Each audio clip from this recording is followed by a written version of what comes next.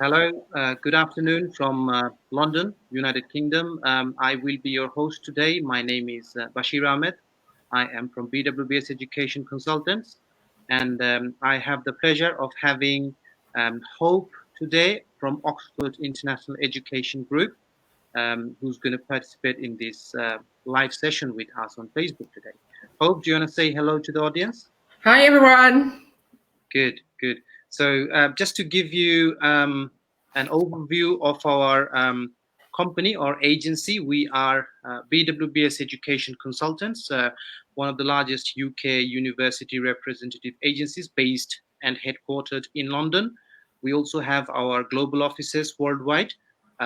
In South Asia, we have our offices in Bangladesh, India, Pakistan, Nepal, and Sri Lanka. So we have 4 offices in Bangladesh, 2 in Dhaka, 1 in Chittagong, and 1 in Sylhet. We also have 1 office in Pakistan, 1 office in Sri Lanka, Colombo 5, and 1 in Nepal, Bhaktapur, and 4 offices in India, 1 in Hyderabad, 1 in Mumbai, 1 in Haryana, and 1 in Gujarat. Apart from that, we also have our presence in Africa. So we have 2 offices in Africa, 1 in Ghana, Accra, Ghana, and 1 in Abuja, Nigeria. We provide lots of different services to our prospective students. For example, free one-to-one counseling, admissions counseling, scholarship opportunities, fast-track application processing, quick offer letters through our partner institutions, internal English test provided by our partner universities, statement of purpose writing guidance, credibility, interview preparation guidance, visa application assistance, accommodation, and airport pickup. So this is about us. Our contact details are down below on the screen. Our website address is bwbsedu.com. Email address is also there down below on the screen, and also the contact details of the UK office. If you want to contact one of our overseas offices, you can also do that. The details are there on our website. Now I will pass it on to Hope to introduce Oxford International Education Group and explain what they have in offering for January 2021 and beyond. So Hope, off you go, please. Thank you, Bashir. Let me start by sharing my screen. Yeah. Yeah, your screen is there. We can see your screen now. Yeah. Okay, bear with me. I need to get it out. Yeah, can you see that? Yes, I can. Yeah. All right. So like Bashir mentioned, I work with Oxford International Education Group, and we have 4 partner universities in the UK. And 4 of these universities are, to me, strategically placed based on their locations. So we have a partner university in London, University of Greenwich. We have one in Leicester, the Montfort University. We have one in Scotland, in Dundee, University of Dundee, and we have one in Wales, University of Bangor. And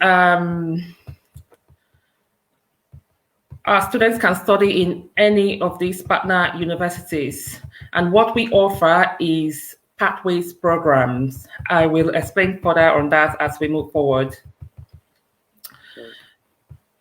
So I've talked about our partner universities, and one of the things I should mention about them is the fact that they are all embedded colleges. So embedded in the sense that they are all within the campuses or within the universities. Universities are not outside universities. So students start their studies right in the same campus and end it in the same campus, and not some other arrangements where you have to go outside the universities to have your first year of foundation or pre-masters and then come back to the chosen universities. No, so it's all embedded. You become the students from day one of those universities once you join them. I'm just going to skip this bit because it's a bit of information, and you might not want to read all of that. So like I mentioned, This is the location of our universities. As you can see, they are all, like I said, they are all strategically located, and students can come in to study with us via any of the centers. The Montfort University are one of our universities with TEF Gold in Teaching Excellence Framework, which we're very proud of. Bangor also has TEF Gold, which is the highest any university. TEF Gold obviously is the highest you can achieve in Teaching Excellence Framework awards. And we also have University of Dundee, who also achieved TEF Gold, and Greenwich, who are on silver level at the moment. And our embedded colleges, like I mentioned, they're all within the campuses. So this particular image shows you where they are located within the campuses. It might not be that clear, but they're all within the campuses. So the benefits of studying with us are, first of all, students improve on their English languages when they study via our colleges, and students have full university status from day one. I already mentioned this at the beginning. So you have access to all facilities at these universities. You have your ID card as students of those universities. So you only progress after your foundation or pre-masters with us. And it's easier to progress because you're already used to being on the campus and using their facilities.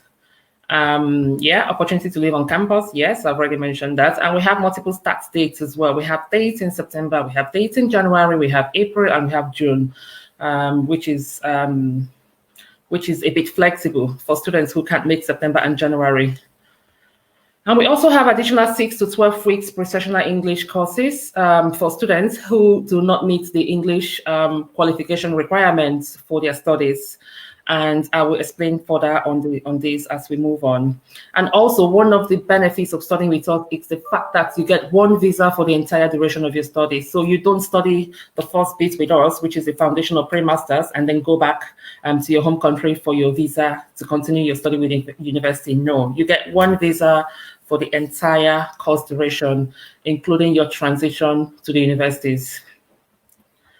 Another benefit is the size of the classes at our center. So they are small classes where you get one-to-one interactions with your lecturers. And if you ask me, I learn better in smaller classes than I do in larger classes. So it's a benefit. It's a good benefit to have. Also, we offer responses within 24 hours, 24 to 48 hours of receiving an application. So our turnaround time is amazing. And students also have direct continuation to their chosen degrees. So this means they don't have to reapply to those universities. So as long as you tell us what you're studying from the stage of application, you just continue with our partner universities. You don't have to reapply for those courses with the universities.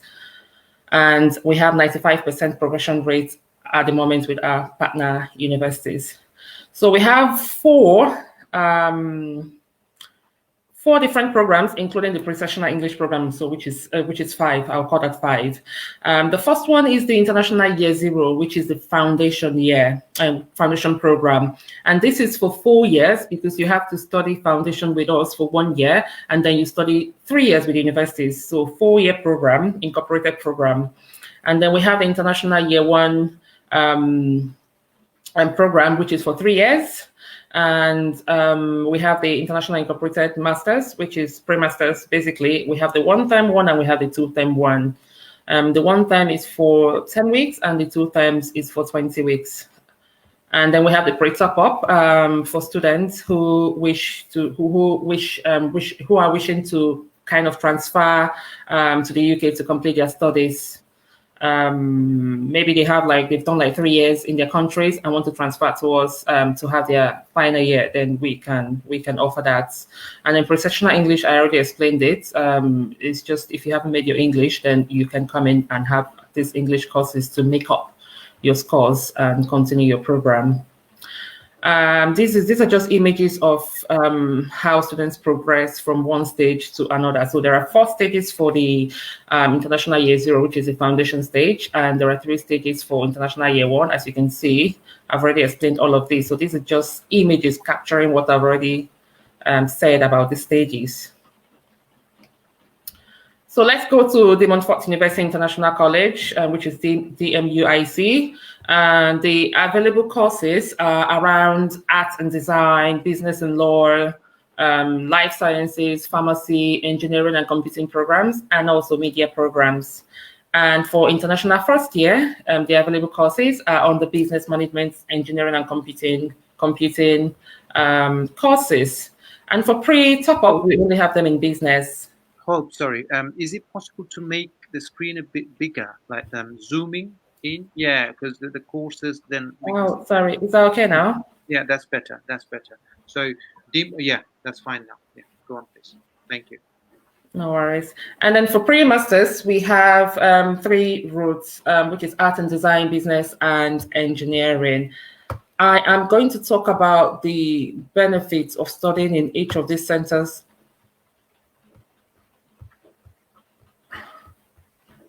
Sorry. So one of the benefits of studying at DMU, for instance, is that they are top 5 for overall teaching excellence, which is amazing. And this is just an image. The image you can see, the background image is the image of the campus, which is a very beautiful campus right in the center of Leicester City. And they are 17th in the UK for student experience, also not a bad record. Yeah. And they're also top 20 for UK graduate prospects, which means that they're top 20 when it comes to their students progressing after graduation, finding jobs, and or returning back to studies.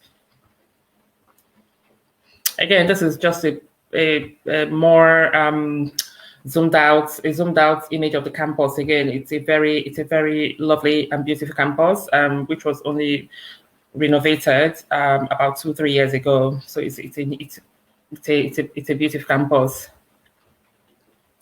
And they are also located in a city which is one of the top 10 affordable cities in the UK, according to a survey in 2016. And they are only 70 minutes from London by direct train. And one of the oldest cities in the UK with the biggest outdoor covered markets in Europe. And it's also the birthplace of modern standard English. So all of these things make Leicester a very, very suitable place to study. So Bangor University is the second on the list, and they are based in Wales.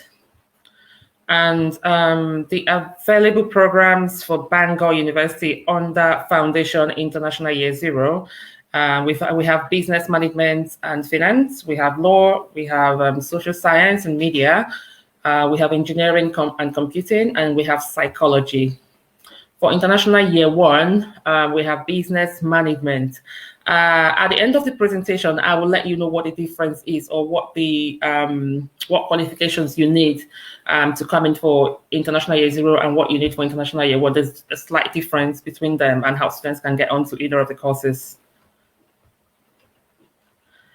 And for pre-masters or international incorporated masters, we have business management, investment and banking, we have accounting and finance, and we have psychology programs. Bangor are top 50 UK, are on the list for top 50 UK universities. And it's also located in a very beautiful area. The campus also is a very beautiful one as well. And they're top 15 for UK teaching quality, which is also a great achievement for them. And they're top 10 for in the UK for student experience, which is also a very good achievement for them. And Bangor is among the cheapest and safest places to study in the UK. I for sure can tell you this is actually true, because I go there a lot for work and I have to spend a night or two, and it's actually very cheap, very cheap place to study. Accommodation is really cheap, food is cheap, shopping, and I live in London, so London is really expensive. So going to Bangor, it was a bit surprisingly very cheap for me. How far is Bangor from London? If you say that again. How far is Bangor from London? It's about 3 hours, I believe. I think I spent about 3 hours and a bit. Yeah. By train? I think if you drive. Yeah, by train. I went by train. Yeah. Okay. Good. Yeah, and this is just an image of their library. It's a beautiful library. I don't know if anyone is a fan of what's it called now? J.K. Rowling's book. Harry Potter. So it reminded me of Harry Potter when I went in there to the library. It's beautiful and it's well laid out. Yeah, good. Right. So for University of Dundee, which is also very good partners, and they are based in Scotland, like I mentioned, the courses for stage 1 or foundation level 1 is business, engineering and physical sciences, life and biomedical sciences, social sciences, social studies, and arts and design. And they are the only partners that haven't got international first year as an option. So they've only got international stage 1, which is the foundation stage, and then they've got the pre-masters as well. And they have for the pre-masters, they have business and also they have courses in energy, petroleum, and mineral law and policy. Courses around oil and gas, really. They're very good at those kind of courses. Yeah. So they're top 30 UK university list, and that's also top 10 for UK student experience, which they are very proud of. And they're top 30 for UK graduate prospects, which is also something they're very proud of. So this is just an image of V&A Museum of Design, which was only commissioned about 2 years ago, a year ago, less than 2 years ago now, if I remember. And it's actually one of the landmarks at the city of Dundee. And Dundee itself is recognized by the United Nations as the UK's first UNESCO City of Design. So a bit of history coming with that one. And they're also very hugely successful Grand Theft Auto, and if you like video games series, it was created here in the 1990s, and this is one of the things they are known for.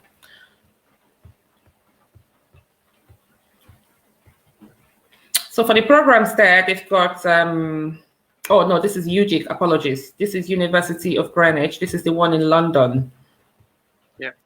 And for their Year Zero program or foundation program, they have business and management, they have engineering, they have science, they have computing, they have social sciences and law. And for their Year 1, International Year 1, they have business management and engineering courses only.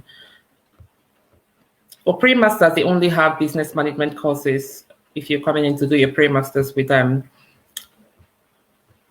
So they are top 10 most beautiful universities in the UK. I can confess to this. This university is very beautiful. As you can see the image on there. It looks actually. It used to be. I don't know if it was a palace or it used to be owned by the royal family. Yeah, I think it was.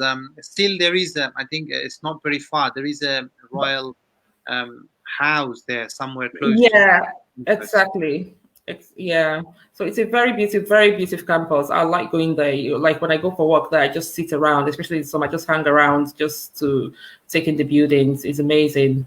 They're top 40 in the UK for International Outlook. And based on the beauty of their location, over 80 movies have been filmed in this location. That is to show you how beautiful the location is.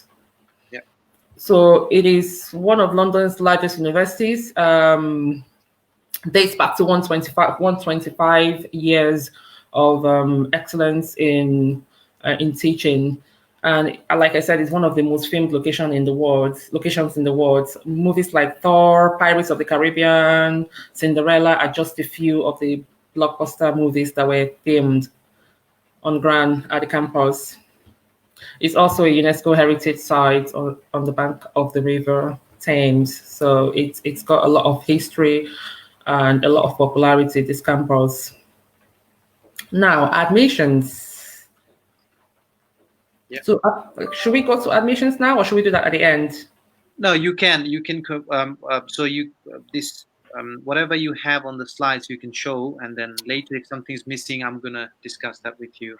Okay. So our application procedure requires an application form to be completed online. All of the centers. So we have online application forms, and to complete this, we will need a copy of our passports and at least a copy of our passports, and then we can then, or if we have copies of our original qualification certificates and transcripts and our English qualifications, then we can all put them all on there.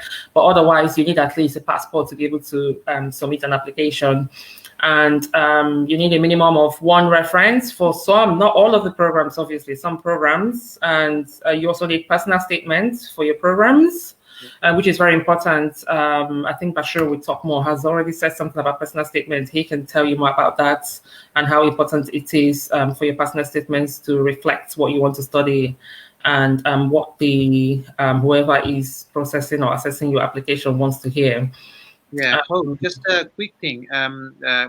Copy of passport. Now, because of this pandemic, a lot of students are actually waiting for their passport. So, can without a passport, they cannot submit an application, or they can submit and later can provide the passport. How does it work? Is it they can state it on the form that they can state it on the form that they can submit it at a later date, but they need to submit something, at least either maybe their qualification.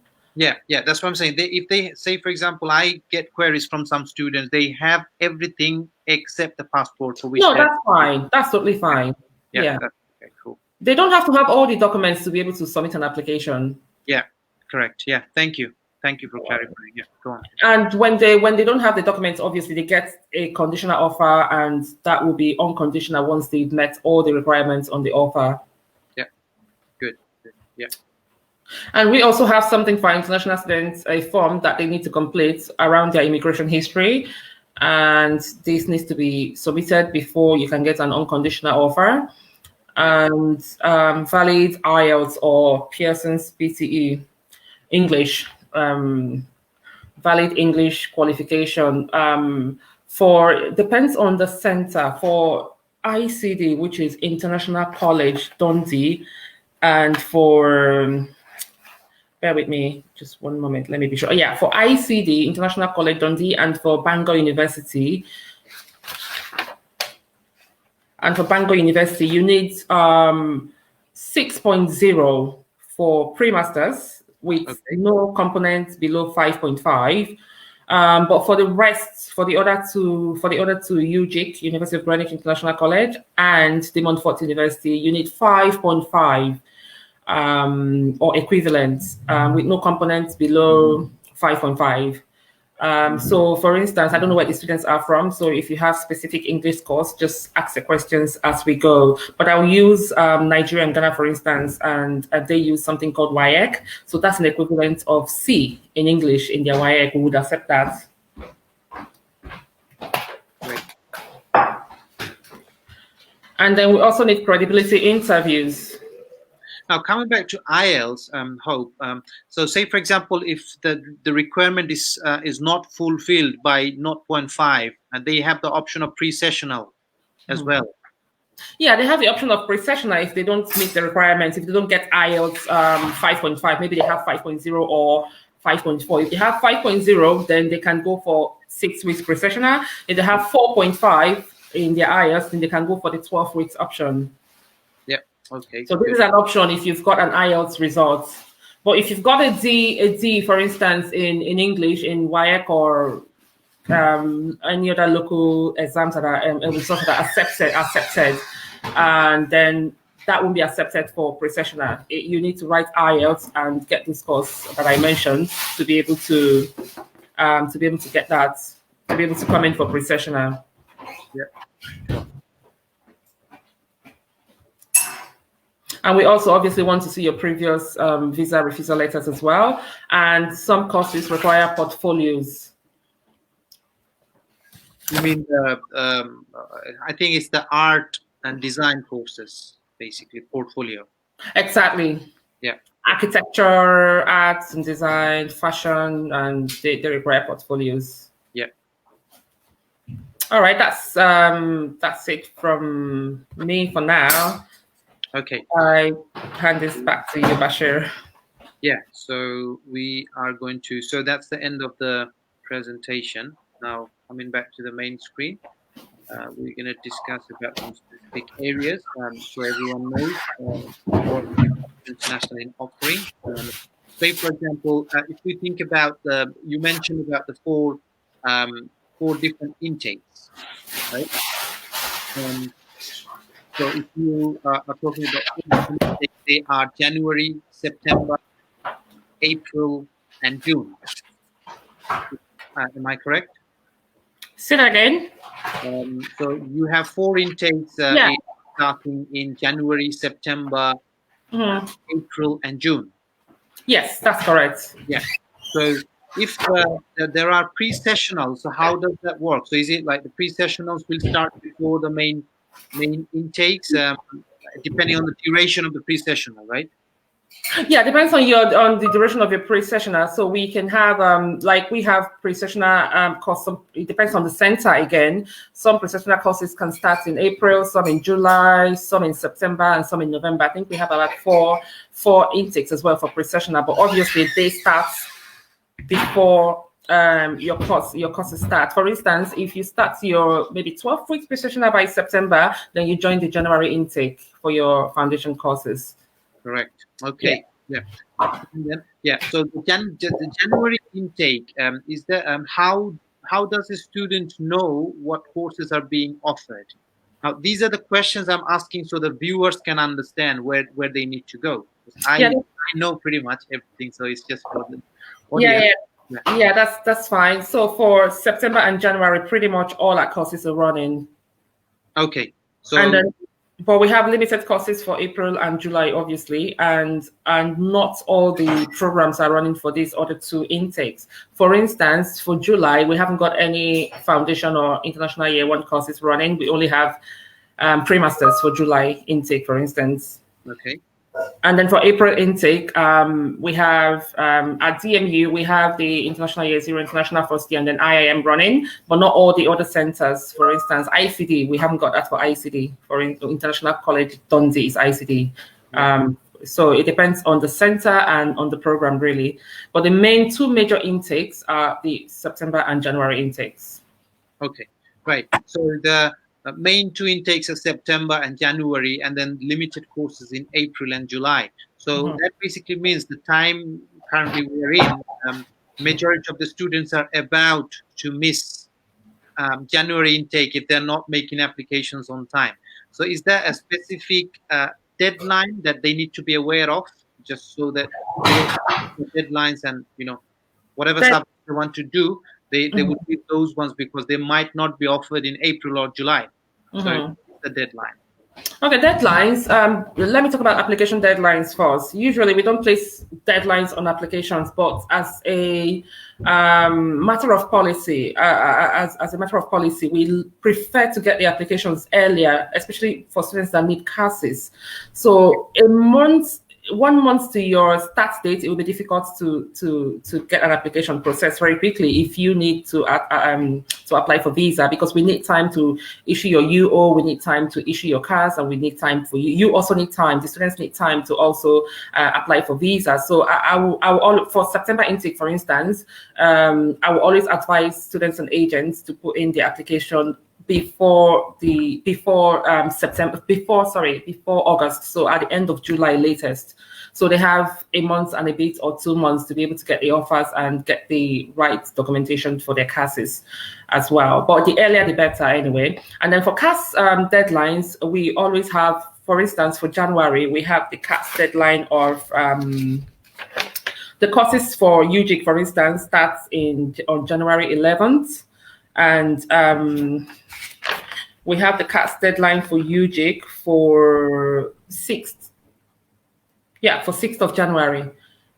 The course starts on the 11th of January. The enrollment deadline is 28th of January, but we can't issue CAS after 6th of January. Is that just UGIC, Greenwich? That's Greenwich, and then different centers have different deadlines as well. For Dundee, the start date for January intake is 11th of January, and their enrollment deadline is 1st of February, and the CAS deadline is 11th of January. So different centers have different deadlines. I'm happy to share this with you, Bashiru, just in case any students want to know this and want to prepare ahead of time. That would be very helpful and useful for us, because we know when to do things. So the CAS deadlines, application deadlines, and everything. Because what I understand from your saying is majority of them are going to issue CAS and accept applications even after Christmas for a few days, Mhm. right? So this is a great flexibility I have seen for Oxford International Education Group partners, because we work with other universities as well, and majority of them are actually closing up applications before Christmas, and a lot Mhm. of them have already closed applications. So this is a very important point for the viewers, that Oxford International Education Group will be accepting applications till January. Yeah, I mean, the closer to the enrollment deadline, the more likely it is for admissions to request for an evidence or for a confirmation that the students will be applying for priority visas if they have those options. Yeah. So once you can confirm that, then they can issue you an offer, probably, especially if you can also provide your bank statements and it's all correct, then we can issue an offer as closer to the start date as possible. So I've seen, for instance, I was able to get an offer out for a student 2 weeks before the enrollment deadline, but this is because the parents had sent me evidence of the accounts being in order and money being there, and also he had all the documents required that we need, so we don't have to go back and forth. And he was also ready to pay his tuition fees, and he was ready to use priority visa. So 2 weeks into the deadline, enrollment deadline, I was able to get that out with those evidence. But if you send that to admissions, of course they will say no. But if you get those kind of cases, you can forward them to me, and then I can push this forward and get the offers out based on the evidence you have provided. Yeah, absolutely. We will do that if there is any such case. But obviously, we recommend everyone to put in the applications and get as early as possible. Yeah, just the last minute ones we can still help if everything is ready. Because the main thing is if the documents are missing or fund is not ready, then that's where it gets problematic, because you don't know whether the student would be able to make it till the last moment. Yeah. So yeah, thank you for clarifying that. Next question is, you mentioned that application processing is fairly fast, and I have experienced it as well. Oxford International is one of the fastest application processing team they have got, and I know it from my experience. 48 hours is the maximum turnaround for application decision. In most cases, I would say, unless there is some major document missing, that takes longer. But obviously for that, we help the students as an agent that nothing is missing, so their application decisions come as quickly as possible. Next thing, which is a very important information I would like to share with the students, and I would like your input as well, the English test. Because of the COVID situation, a lot of students are not able to attend IELTS or the other English tests that might be accepted by Oxford International partners. So I am aware that Oxford International has their own English test. Would you like to inform the viewers about this? How does this work? And Yeah, so we have our own in-house English test, like you mentioned, and bear with me, please. I'm trying to find this. So we have our own in-house English tests, and this costs 75. Hello, are you there? Yeah. Oh, okay. And this costs, sorry, my screen went blank for a sec. This costs £75. Yeah. And it's in 3 stages as well: writing, speaking, and writing, speaking, and oral. Oh no, writing, oral, and online test. Sorry. So it's in 3 stages. The first part is the online test, which the students will take first, and then the second part is the writing task, and then the third part is the oral face-to-face one, where the students has like a video chat with their assigned language teacher, who asks questions and then scores them based on their answers. So 3 stages, and it's just £75 at the moment. And what they require from them is for international students, B2 is the minimum, which is an equivalent of 5.5 in IELTS. And obviously, the same rules applies to our test when it comes to as regards to pre-sessional English. If they don't make the right scores, then they can use those results to go in for pre-sessional English as well. Okay, so if someone scores B2, or if you compare it to IELTS, if they score 5.5 equivalent, then they should be fine with this Oxford International Test to move forward with their offer. If they are, say, for example, missing by 0.5, can that be used for pre-sessional as well? Yeah, that can be used. That's why I said it's the same rules with IELTS in terms of pre-sessional English. That's great. That's great. Yeah. Thank you for the information. This is a very useful information, I suppose, for many of the students who are struggling to get an English test date. And the dates are very quick as well, I think. If they want the dates very quick. Quicker and easier to book as well. Yeah. And we get the result because we have a team that handles it in-house, so the results also come out on time. Okay. What do you expect? Like how quickly they come? The results? Like the ones that took their test on Friday got their results on Tuesday. Right. So 2-3 days max. 2-3 days. Yeah. Mm-hmm. Good. Academic entry requirement. I know you are responsible for Africa and other regions in Africa or Europe as well.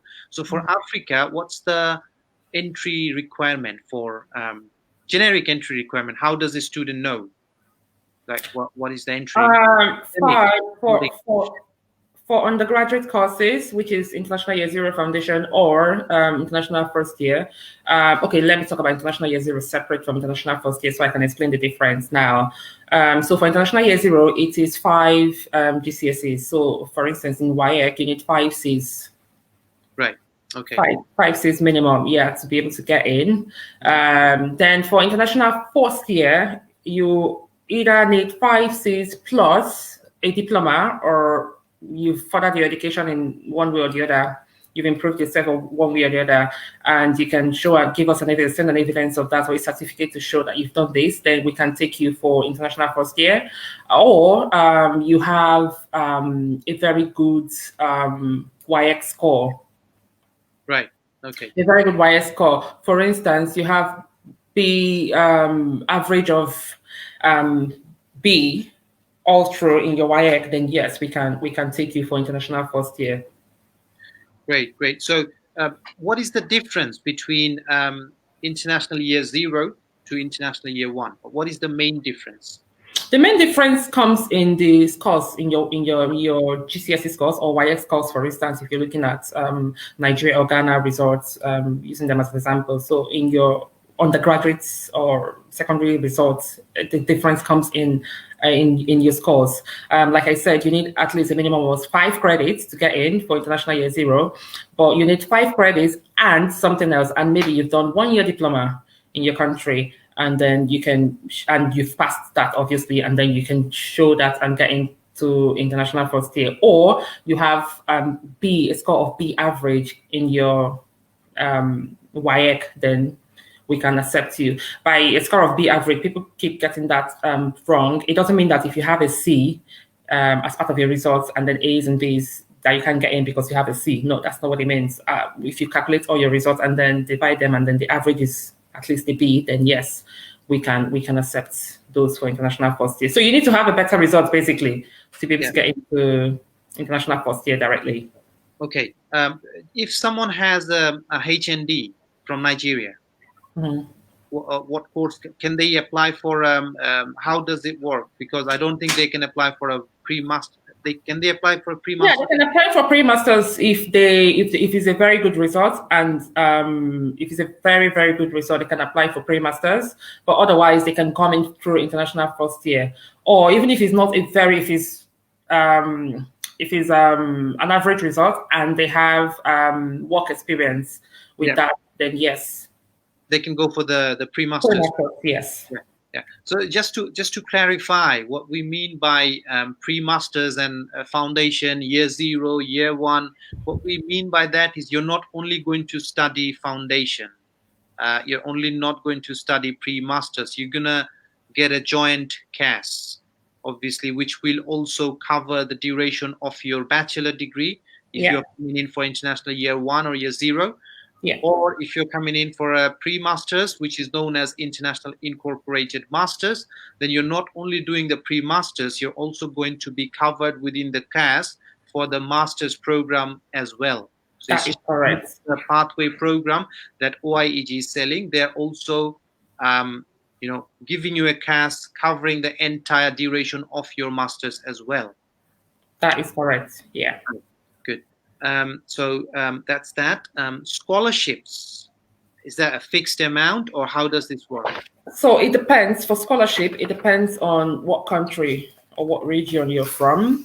Okay. So we have scholarships ranging from 2,000 to 4,000 for undergraduate courses, which is the foundation and the international first year, depending on your country of residence or your country of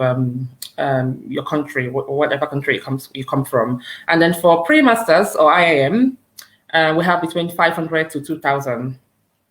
So for instance, let me mention this. This difference is for our centers, the two centers, DMU, the Montfort University International College, and UGIC, University of Greenwich International College. But for ICD, Dundee and Bangor, it's a flat rate. They're offering 4,000 for every undergraduate students coming in, and they're offering 2,000 for every pre-master student. So those are the only two centers with a flat rate. But with the other two centers, it depends on your country. So if you come from, bear with me, I need to get this out very quickly. So for Nigerians, for instance, coming to DMU, studying on any of the undergraduate courses, they will get 3,000. Okay, right. For the undergraduate? Yeah, for undergraduate. Okay. And for postgraduate? For postgraduates, they get 1.5. Okay. Yeah, and then for countries like, I don't know, which other country should I talk about? So it depends on the country you're from, really. Ghana? Ghana is the same as Nigeria, but countries like maybe Kenya and South Africa, for instance, Botswana, Egypt, Jordan, Algeria, they get lower. So they are under the C category. So they get 2,005 for undergraduates and they get 1,000 for postgraduates. Yeah, so from my experience working with the South Asian team of Oxford International, this is pretty much same. The range of scholarships you've discussed, it's pretty much same for South Asia as well. Yeah, so, exactly. Yeah, undergraduate ranging from 2 to 4,000 and postgraduate 500 to 2,000. Yeah, that's correct. The same range depending on the university and the overall situation of the student as well. Yeah, that's okay. Finally, the COVID-19 situation. So the Oxford International Education Group, when they are issuing CAS for their partner universities, how does the OIEG as an institution address this COVID-19 pandemic and the face-to-face tuition as compared to the the blended learning approach? How are the things? What do the students get? So for we have blended, like you said, and then we also have the face-to-face and online one, depending on the intake and the options. For November, for instance, we only have at first we had for one of our centers, UGIC, we only had like face-to-face, but because of the pandemic and the lockdowns, we then moved it back to blended. So some students have arrived, and some are still having their first semester online. Okay, right. Yeah.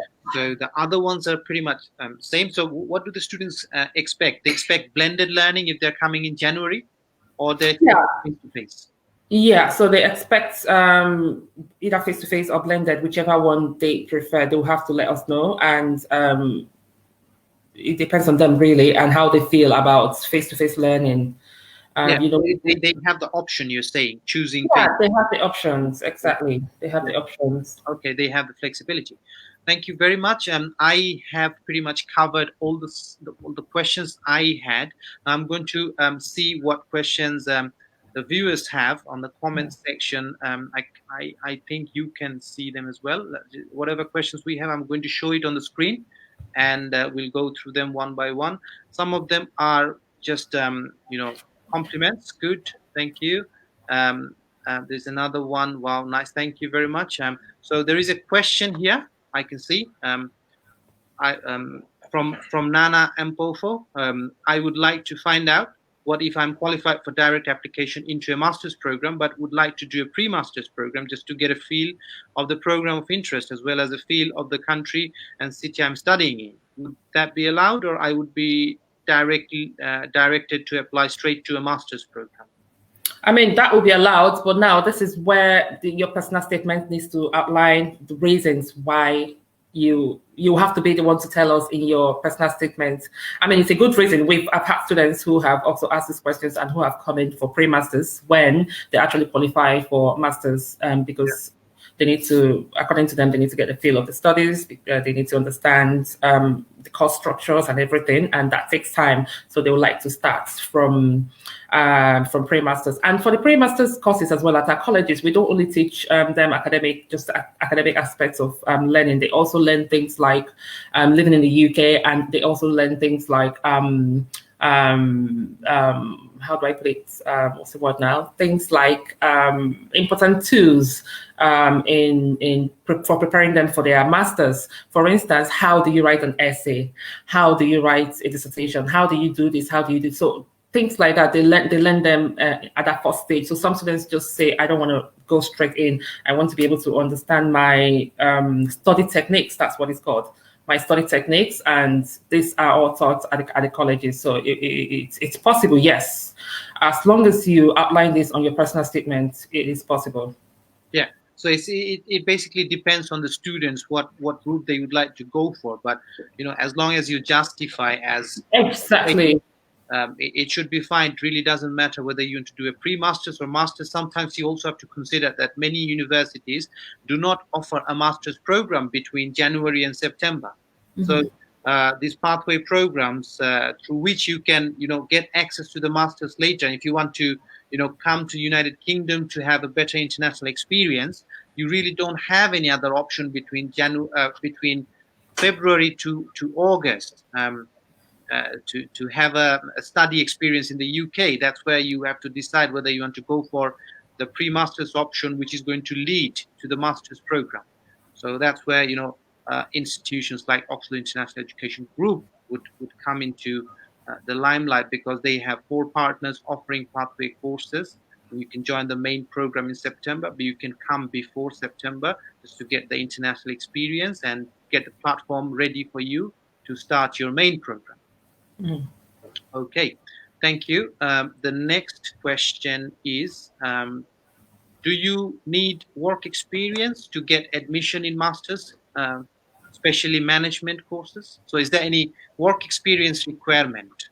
That's what the question is. No, not necessarily. But those with weaker results, work experience would help boost them up, would help push them up. Really, but no, not necessarily. You don't necessarily need work experience to have entry. Yeah. So basically, what Hope is trying to say is, if the academic grades are good, then there is no requirement of work experience. But if, say, for example, the entry requirement is not being fulfilled, then the university might want to look at the work experience. For example, I was talking about the higher national diploma, mm-hmm. right? Yeah. So higher national diploma is not the kind of qualification to gain direct entry onto a master's. But if someone has a solid work experience, then that might be considered for the entry of the master's. Yeah. It really depends. Yeah. Mm-hmm. Yeah. Or for instance, if the minimum accepted GPA is maybe 2.0. or maybe 2.1 or 2.0, for instance, and use that, and the students got like 1.9, it's just 1 point, and they have like very good work experience and evidence of that, and we can contact their workplace who can provide us with references. Then perfect. Then yes, we can take those students on. Fantastic, thank you. Next one is, are all the students eligible for scholarships in all courses? Yes, so all students are eligible for scholarship. The amount of scholarship obviously depends on where they are from, what countries they are from, like I mentioned earlier on. I think that the reason he's asking this question is some universities only give scholarship based on academic profile. There's no generic. No. But for Oxford International, I think the scholarships are generic and everyone is eligible. But the scholarship depends on the situation, but there will be scholarship definitely. Mm-hmm. And we've already talked about the range. So 2 to 4,000 for undergraduate, 500 to 2,000 for postgraduate. Yeah, that's correct. Yeah. Next question. For masters, what should be IELTS score? For masters, it depends on the center. So TMU and University of Greenwich, for instance, would accept 5.5 with no components below 5.5, with none of the components below 5.5. But for the other two centers is 6.0 with no components below 5.5. That's for Bangor and Dundee. Yeah. No, apologies. It's the other way around. So for DMU and Bangor University is 6.0. Oh, okay. For Dundee and UGIC is 5.5. Okay, right. So yeah, so you got your answer. But obviously, one thing I would like to mention, during the application process of Oxford International Education Group online page, you have the option of prioritizing the universities you'd like to apply for. So, if you don't fulfill the requirement for one particular center, then there might be a chance for you to be considered for the next priority. I guess there are different priorities there.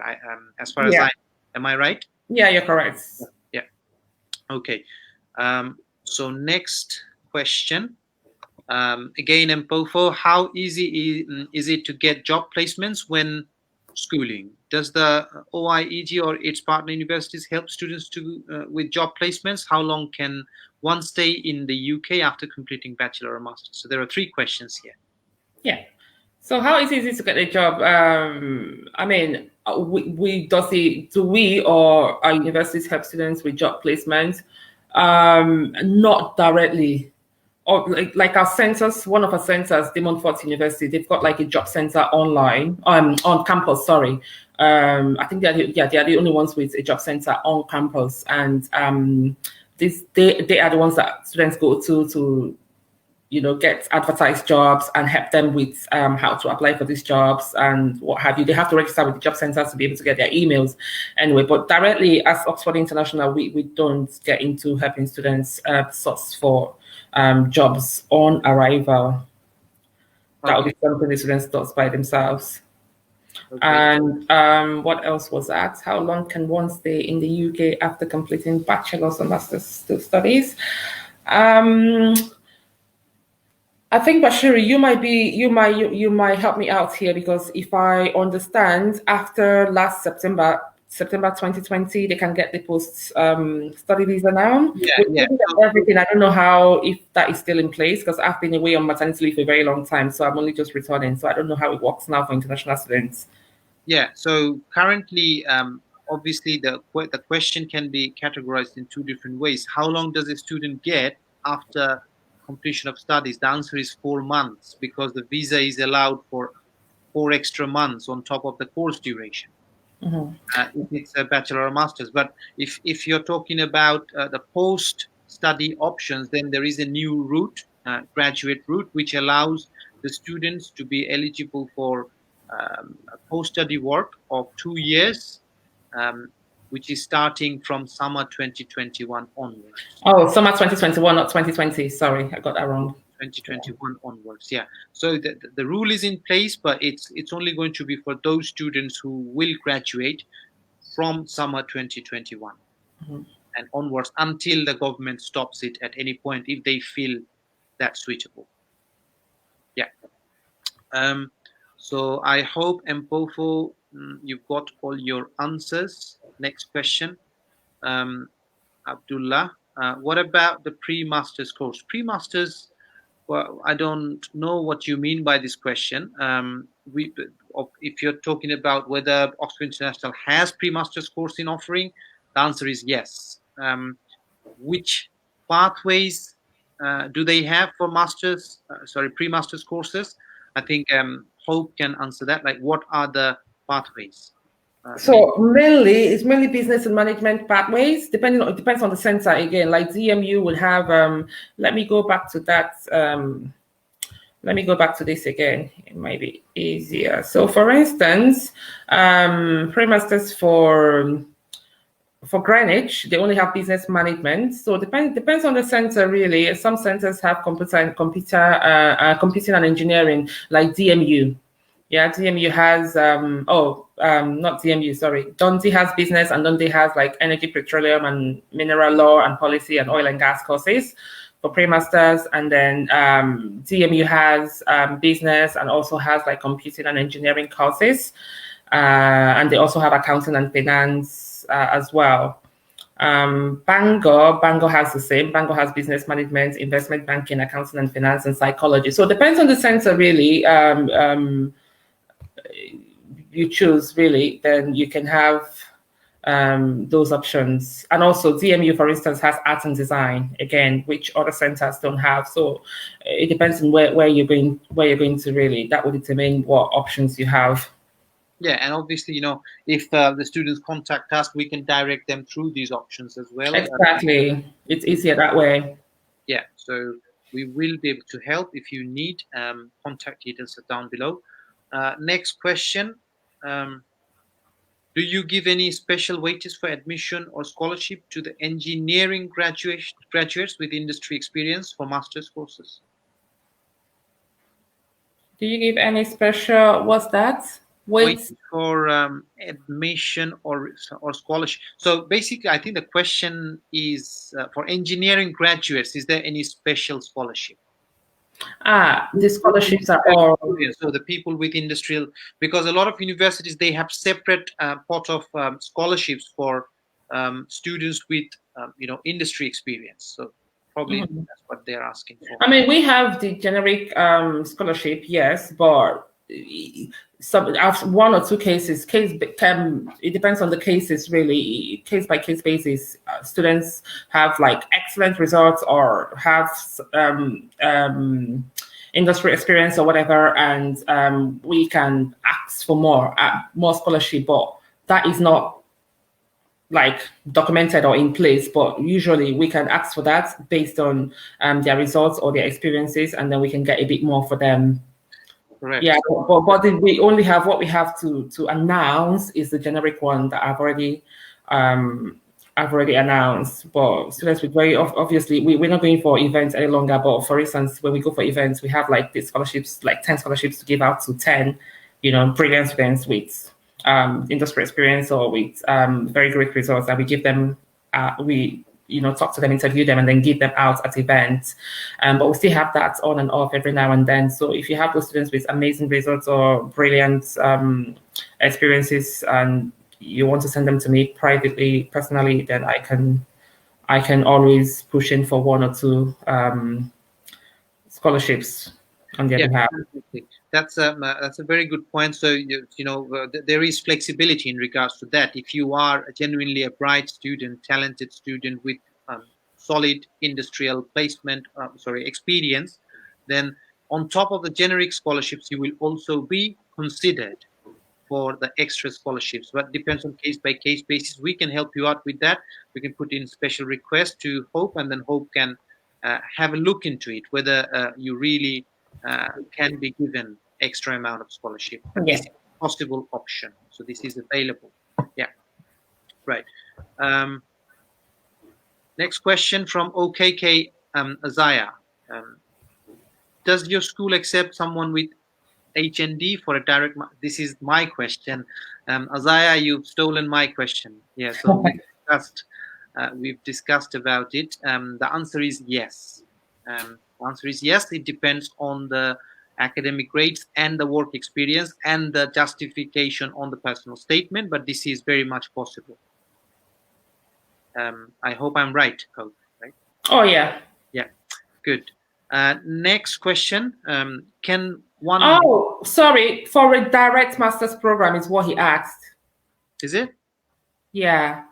No. Direct. So obviously, Oxford. Okay, right. So direct. You see, Oxford International is offering pre-masters, leading to masters. So whatever I said is actually for the pre-masters program. Obviously, you're going to get the CAS as a joint one, which is going to lead to masters, right? But yeah, they can be considered for pre-masters, right? Yeah. Yeah, good. Right. Next question. Can one use NECO in lieu of IELTS? Yes. NECO? Yeah. Mm-hmm. Okay. So far we've only talked about WIEG, right? Yeah. To be waived off from IELTS requirement if Mm-hmm. they have C6, I guess. Yeah, minimum.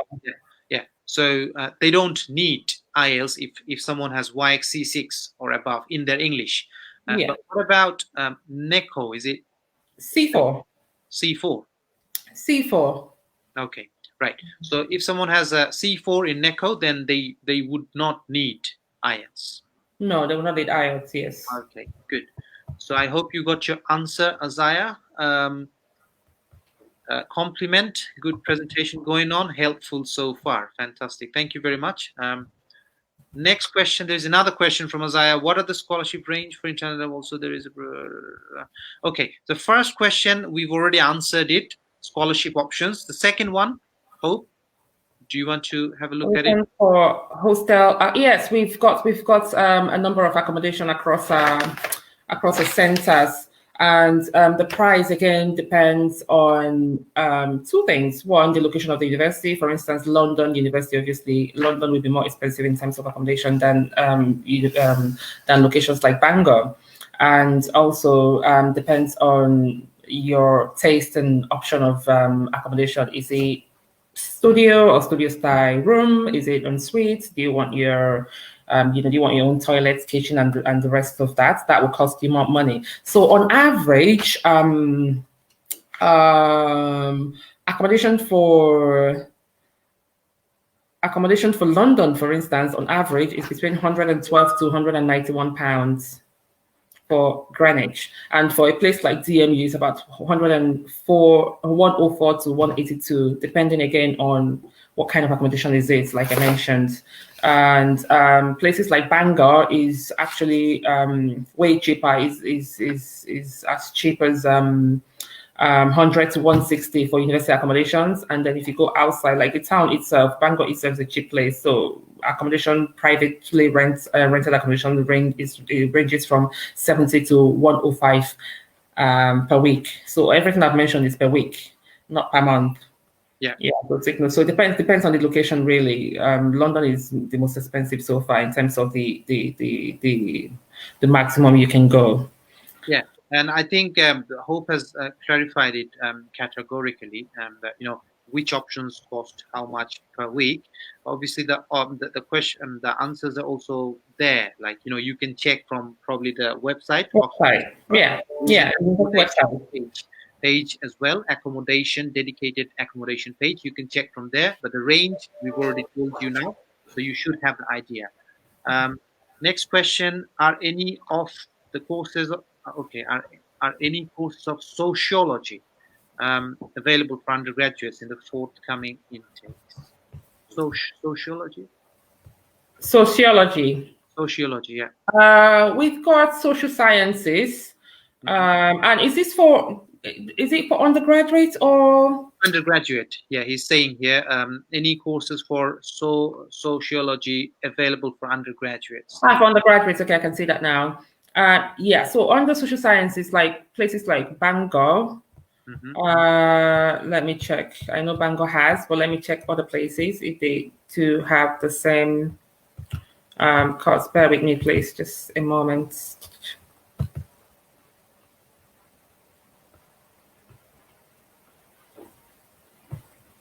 Yeah, so for Bangor, for instance, I'm 100% sure they have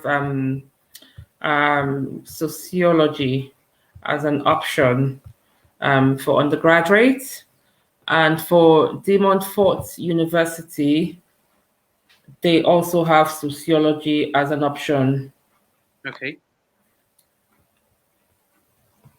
But for the rest of them, I doubt if they have it, but I need to check if they've included that now because we keep updating our course list every now and then, every intake. So for DMU, for instance, they don't have sociology. Okay. What about the other one, Dundee? Sorry, this is Dundee. For Dundee, they don't have. So for UGIC, University of Greenwich, yeah, so University of Greenwich, Bangor, and DMU has sociology, but ICD, International College Dundee, doesn't have sociology. Okay, so everyone is offering this course except Dundee. Dundee. Yeah, good. I think we have to stop here because the comments will keep on coming, and we tried to keep the session within 1 hour, and it is already 1 hour 5 minutes. So I will stop here taking any more questions. Just to summarize and wrap up, if anyone has any further questions, they